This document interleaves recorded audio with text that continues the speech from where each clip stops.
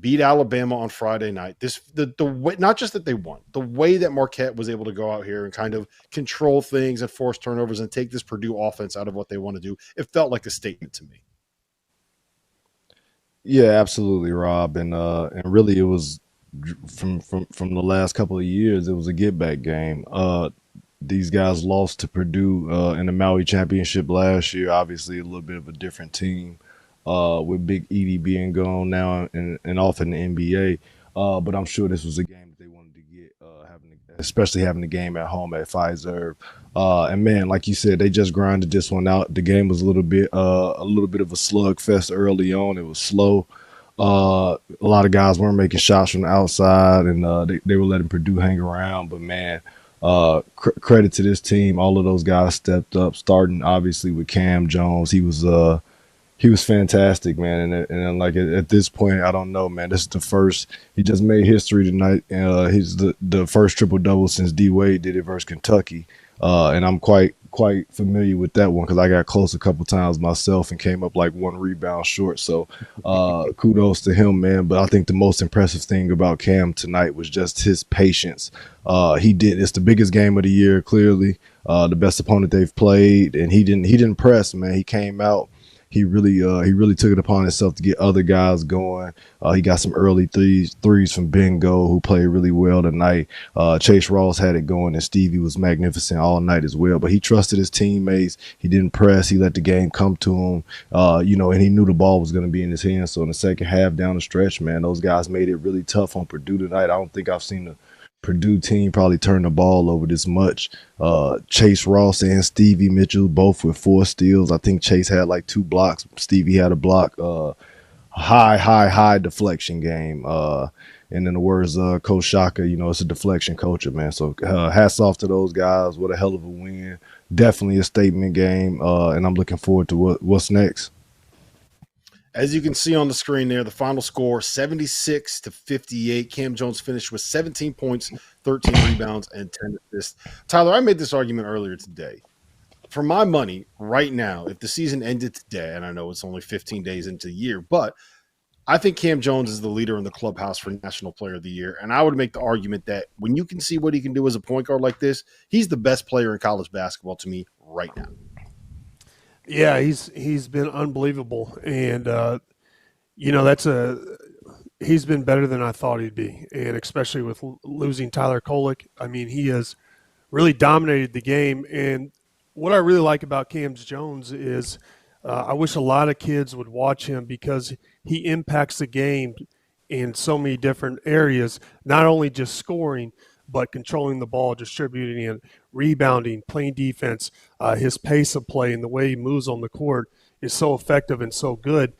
He dominates the game without having to score, and he's been unbelievable. Marquette's been much better than I thought they would be, and tonight they really controlled the pace, and a big majority the biggest reason was because Cam controlled the game and really found his teammates, got them open, and they got up and down the court, and I thought Purdue struggled with their athleticism and defensive pressure.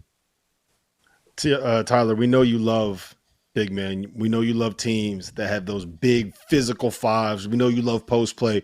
Are you okay getting on board with a Marquette team that's going to play 5 out and get out in pressure, try to create mismatches out there? Is this allowed in the world of Tyler Hansborough? It's not allowed. There always needs to be a big man, and there needs to be a big physical rim protector or just a big guy that has some post moves. We can't take that out of the game. It's just not appealing. Jarrell, Tyler, we're a guard school, baby. We've been looking for bigs for a long time. I know Shaka gonna get us some good ones, man. We just starting to get them flowing in a couple of years too late, but we got a guard heavy. Hey, you guys get them, and I'll jump on board. I'll be right there with you.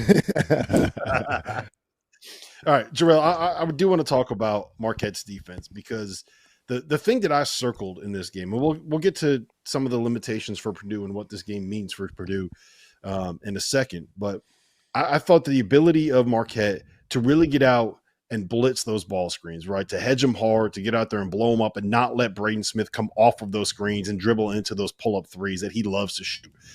They sent 2 guys at him all the time. It felt like he had to, when he was trying to make a move, not only does he have the big guy right there hedging hard, but then you got to deal with off night Stevie Mitchell. Then you got to deal with Chase Ross, who is as good of a perimeter defender as you're going to find. Cam Jones ain't too bad himself, right?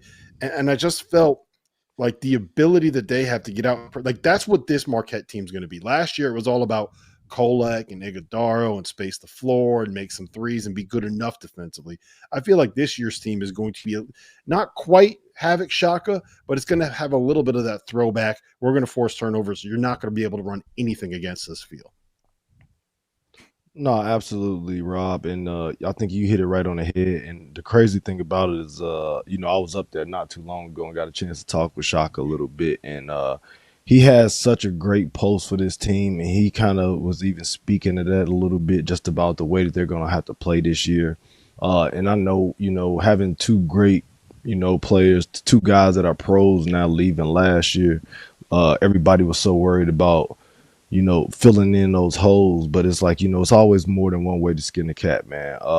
So it's like this year is going to be like, for me, they're one of the top perimeter man for man defensive teams like in the country. They got the ability to do that with a guy like Stevie and Chase out there in your starting lineup. You like, you know what I mean? So like tonight I was impressed just by the patience, even with Shaka as well too, because that was all I was thinking. I'm just like, man, they want to get Purdue. We can't make it into a slugfest. I still worry about them at times rebounding the ball, especially on the other teams hopping on the offensive glass. But I thought they were going to pressure the hell out of Braden Smith and just try to make his night hell. And they were a little bit more poised and control with that. They kind of let the game settle in. But if you pick, I made a note just right around the 12-minute mark in the second half, you start getting some of the zone, three-quarter court pressure, some traps in the backcourt. Really getting into the ball. Stevie started picking them up consistently, full court, just making it tough on them. And then when Smith got off of the ball and let it go, they did a really good job of making it tough on him to get it back. Stevie got a couple steals like that, jumping in the passing lane, knowing that at the end of the shot clock, the ball is coming back to him because he's really their only true playmaker on the floor. So this team is built to win. They're just going to have to do it in different ways. And I think the only shortcoming still is just going to be our ability to rebound the basketball and just continuing to get guys to step up offensively. Like early on, we had a couple games where we had some droughts offensively, but tonight Chase and Stevie got it going, so it was like it wasn't even an issue. And then Cam, like I said, was just poised, knowing he's going to be the top guy on everybody's scouting report now, and trusting those guys. Like the more he trusts those guys and give those guys confidence, miss and make, throwing in those passes, those throwbacks on those pick and rolls and DHOs, the more comfortable they're going to get stepping into them and knocking them down and just being aggressive, because other guys are going to have to keep the defense honest. Yeah, I was Stevie Mitchell, man. He had 17 against Central Michigan. He had 18 in the win at Maryland. He had 21 tonight. The dude you always look for those guys who are going to take a step forward. That is a really good sign for Marquette, and we'll see if it continues. I'm going to go ahead and bet that maybe he's not scoring 21 tonight, but I think that Stevie Mitchell has kind of turned that corner offensively. Let's pivot